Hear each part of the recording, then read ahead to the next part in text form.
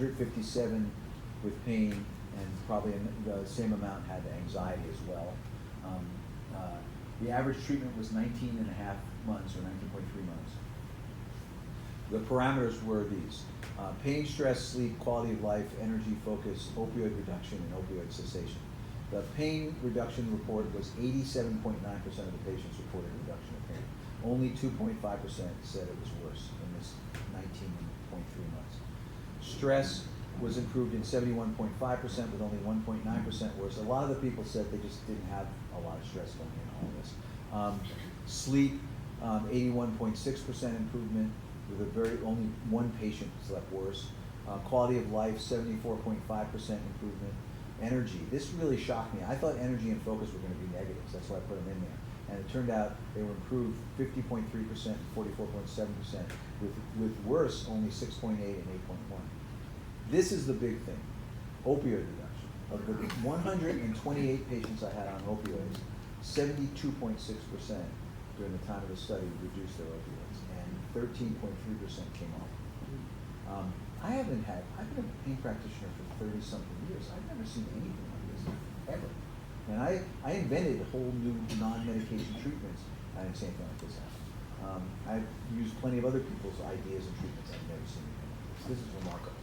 Now, Colorado reported 6% reduction in pain pills with the use of marijuana, but the 6% is a big number. It is a big number. Yeah. And the states that have medical cannabis available, there was a 25% reduction in Medicare prescriptions in those states, and that is just remarkable. And the other thing is, I have probably, how many patients do you think we have that are using this now as a regular part of the treatment? 300? 200? 200 cost is really the issue. Well, but you're saying that, but those 200 patients are paying for this stuff out of their pocket, and they sure aren't going to pay for medicines easily out of their pocket. Or how do you notice that? Yeah. So I mean, people don't want their insurance to cover the medicine, and they won't pay for it. If you tell them, well, you just buy some for cash, they say no. But this stuff, they're using it, and again, my patients are not using it to get high; they're using it not to be high. I mean, a few like being high, but most don't. So the 72.6% reduction of opioids is an objective number. I write those prescriptions. I know that they've kept them down and it's gone way beyond this 19.3 months now. And so if you think about that, that is a 13.3% stopping it is just crazy. And then use of cannabis post-operatively can be highly effective. Using it topically post-op around the world, around the wound in a 95% to 100% alcohol tincture can result in complete lasting pain relief in a matter of 1 to 5 minutes while reducing further the need for opioids. There's another quality of this I'm about to show you. So, the next slide, there's a potential for improving post-operative pain control and tissue healing with topical alcohol-based tincture. We got started without you. If we'd known you were coming, we'd have waited. Yeah, we took I all came the from San Jose. we took all Ah, you're the samples. one up from San Jose. Yes. So we're just in the middle of this. You pick up and we'll have questions and answers. Okay, great. So this is my foot. This is my foot on April 7th, 2018. I broke my foot a week after I found out I didn't have prostate cancer. No, I'm sorry, the day I found out I didn't have prostate cancer. I fell walking and You jumped up and down for joy. my shin came down. I didn't. My shin came down on my foot when I slipped on a rock, and I broke my tibia and my fibula. I tore the ligament between the two of them. I tore a bunch of ligaments in my foot. I had a plate and 3 screws put in on the outside ankle and another screw screwing bone back in on the inside ankle, and it hurt quite a bit. This is 3 days post-op for the removal of that hardware, and this is the medial ankle. So if you look at that, all I did to treat it was roll a topically based, alcohol-based tincture around it, and there it is. That's all I did. I didn't touch the wound ever. That gave me 100% pain control, stopping neuropathic pain. It was just shooting me, just stabbing me over and over again. Totally stopped it within 3 minutes. So which tincture did you use? High THC tincture, doesn't matter what you put in there, just THC. So it was very clear that the THC tincture worked much better than the CBD tincture for analgesia. The CBD tincture, on the other hand, is a great anti-inflammatory. So combining the two is really the trick. And so it was mostly THC with a little CBD in it. This was my foot 11 days after surgery. That is impossible. That's not slightly possible. 11 days, and it's still like that. I mean, it's the most remarkable thing ever. When I had the hardware in, it was the only thing that really let me walk and move around and function. And I didn't take one opioid after the surgery. That's not true. I took one the night of the surgery and one in the middle of the night because it was really shooting at me. And as soon as I woke up in the morning and could reach under the bandage with the tincture and get below the wound, boom, right away. It was amazing. So you essentially would go around, if you had an incision, you go around the parameter of the incision, not directly on the Yeah, incision. I never touched the wound. And one time I did, it was a mistake. Because the alcohol burned the hell out of it. But it was, it was so preferable to taking hydromorphone, which is a drug that works fine for me. But this was far superior. It was much more effective. Total cannabinoid profile of the plant will determine the plant's medical properties.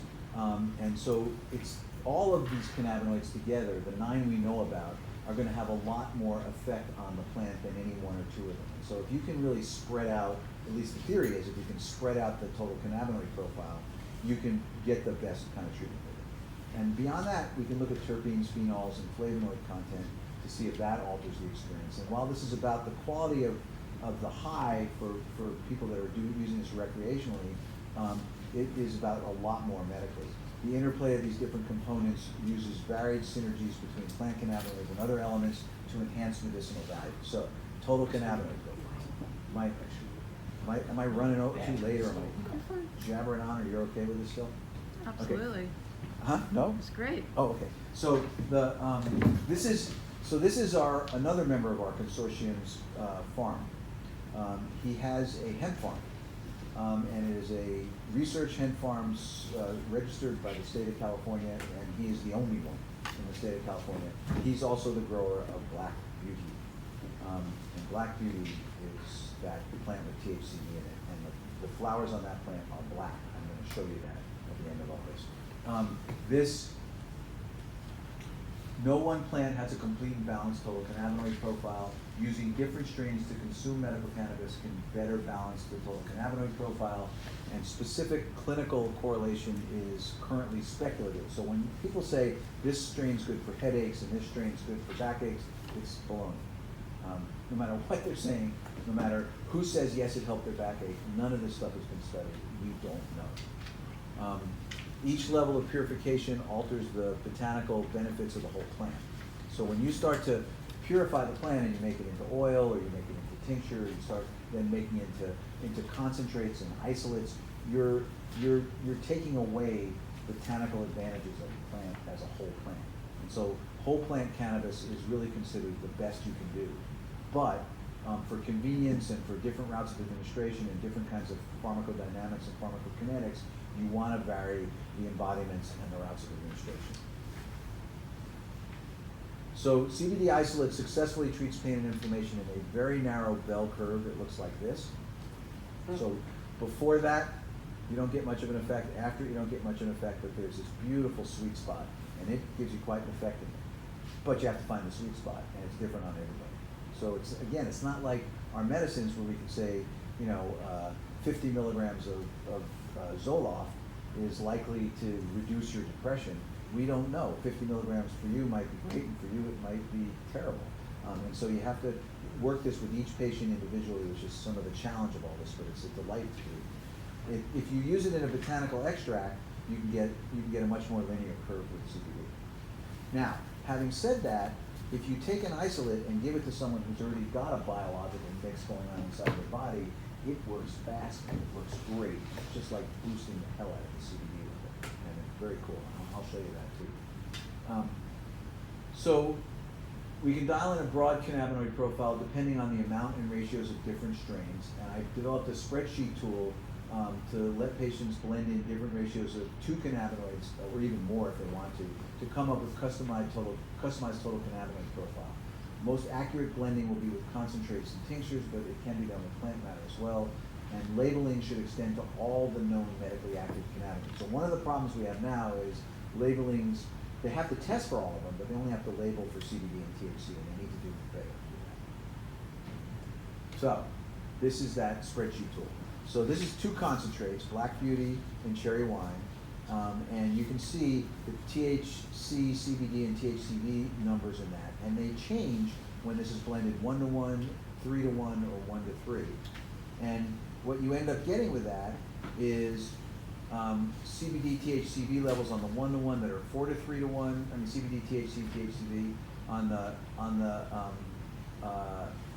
3-to-1, it's going to be 1.6 to 3-to-1, and on the 1-to-3, it's going to be 13 parts CBD to 3 parts THC to 1 part THCV. So you can see these by blending in these things, you're really changing the total cannabinoid profile. This is a good example because these are such different cannabinoid profiles, but even on subtle ones, you're going to have major changes in the cannabinoid. On that slide, Huh? the maximum that Go we back. have for Marinol is 10 milligrams. Right. 2.5 milligram, 5 milligram, 10 milligram. Right. You've got a 437 milligram. That's the whole. you know, That's the whole bottle. Could you take the THC? Well, I guess it's not interchanging because one's organic and one is chemical. The Marinol is chemical. Right. So, but if you gave instead of 10 milligrams, you gave a much higher dose, like a 50, 60, 70 milligram. Could you use the Marinol and would it be more effective? I'm just thinking I've out done loud. Instead of the 10 milligram, yes. which is maximum, that Yes. food and drug, 20 milligrams is max, they say in the patient package Right. insert. So because I treat patients with a lot of pain, we've done a lot higher than 20 milligrams, and because I knew THC was safe, I wasn't particularly worried about it. And I've had people as high as 60 milligrams of Marinol. The problem with 60 milligrams of Marinol today is it costs about $6,000 a month. Right. To do that, the same thing, to get 60 milligrams of THC a day, it would cost you about $200 a month. And the dronabinol is the same THC as the THC in the plant, only it's missing all the biological help of the rest of the plant. And so it's an inferior process, and it's an inferior product. People who take it don't like it. They actually dislike it pretty intensely. And not just because of the price, they just think it doesn't compare when they use the regular plant. It's much better. I don't have anyone using this who's using Marinol at all. They wouldn't want to do it.